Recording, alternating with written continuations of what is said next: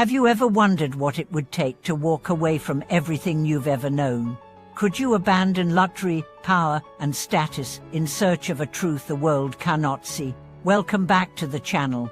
Today, we explore the extraordinary life of a prince who gave up a kingdom, not out of weakness, but out of immeasurable courage, the story of Siddhārtha Gautama before he became the Buddha. This is not merely a tale of spiritual transformation. It is the living narrative of a man who saw through the illusion of comfort and recognized that true liberation demands everything. In this episode, we'll journey through the 10 momentous acts known as the 10 Great Renunciations that marked Siddhārtha's path from royal heir to awakened one. Born in the kingdom of Kapilavastu, Siddhārtha Gautama was raised amid opulence. His father, King Ascetic, shielded him from all suffering, hoping he would one day rule as a mighty emperor. The young prince was provided with the finest pleasures, 3 palaces for different seasons, walls to block unpleasant sights, musicians, dancers, and gardens brimming with every imaginable delight. But beneath the silk robes and jeweled halls, a question stirred. Is this all there is? Is there a joy that does not fade? A peace not dependent on external conditions? One day, Siddhārtha ventured beyond the palace walls and encountered what the texts call the 4 sights: an old man, a sick man, a corpse, and a wandering ascetic. These visions shattered the illusion his sheltered life had created. He realized that no one, not kings, not scholars, not even lovers, can escape the realities of aging, illness, and death. The 4th sight, the serene ascetic, planted a seed of hope. Perhaps there was a way out of the cycle of suffering. Perhaps there was a deeper freedom waiting to be found. That night, he looked upon his sleeping wife, Yasodhara, and newborn son, Arjuna. His heart ached.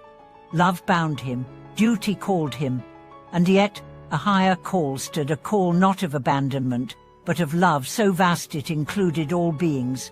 Thus began the first great renunciation. Siddhārtha left the palace, the jewels, the title, the family, to seek a truth that could set everyone free. He traded his princely garments for the simple robes of a seeker. He wandered forests, met sages, studied under teachers who had mastered formless meditations. He gained skills in concentration that surpassed even his mentors. But he was not satisfied. These states, he saw, were temporary. They did not uproot suffering at its source. So began the second renunciation. He renounced even advanced meditation that did not lead to true liberation. He then turned to the path of extreme asceticism. Alongside 5 other seekers, he starved his body, held his breath for agonizing lengths, and sat in the blazing sun until his flesh withered. For 6 years he endured torment, convinced that perhaps pain was the path to awakening. Yet, on the brink of death, he realized that this too was delusion. Just as pleasure cannot free the soul, neither can self-punishment. He rose from the dust and accepted a meal from Ascetic, a village girl. The nourishment gave him strength. The clarity gave him resolve. This was the 3rd renunciation. He renounced the false virtue of self-torture. His 5 companions, believing he had betrayed the path, abandoned him. But Siddhārtha walked alone to the Bodhi tree in Bodhgaya. There, he vowed not to rise until he had discovered the truth. This was the 4th renunciation. He renounced all external seeking and turned fully inward. Under the Bodhi tree, he faced not only distraction and desire, but Mara, the personification of illusion and fear.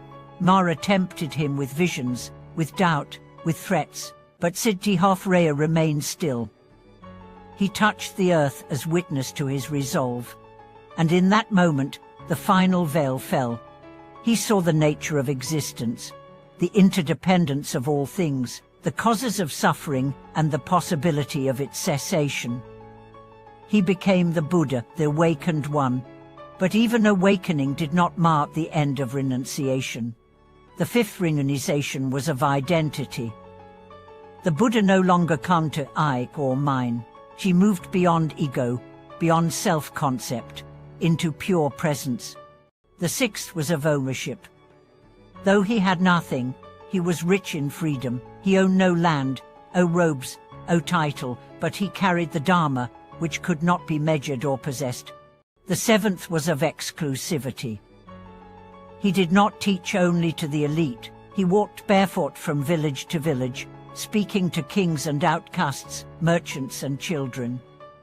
He saw no caste, no class, only minds longing to wake up. The eighth was of permanence. He knew all things arise and pass. He did not try to build an empire of followers. He did not name a successor. He trusted the truth to carry itself. The ninth was of separation. He did not isolate himself as enlightened. He wept with mourners, guided the confused, sat with the sick. His awakening did not make him distant, it made him more available. And the 10th, perhaps the most profound, was of finality. Even in his last hours, he told his disciples, all compounded things are impermanent, strive on with diligence. He renounced the idea of a final teaching. He pointed not to himself, but to the path. These 10 renunciations are not a checklist. They are a symphony of letting go, a life lived in service of awakening, not for self-glory, but for universal freedom. So what does this mean for us? It means that true renunciation is not about becoming a monk. It is about releasing what blocks the light within you. It is about letting go of attachments, not as punishment, but as liberation. What can you renounce today? A grudge, the fear, an image you cling to, a comfort that keeps you small. Siddhārtha's story invites us to see that the greatest treasure is not what we hold, but what we release. Thank you for watching this video. If the 10 renunciations of the Buddha's path touched you, inspired you, or awakened a longing in your own heart, please subscribe, like, and share your reflections in the comments. What are you ready to leave behind? Let us walk together on this path not of deprivation, but of boundless freedom.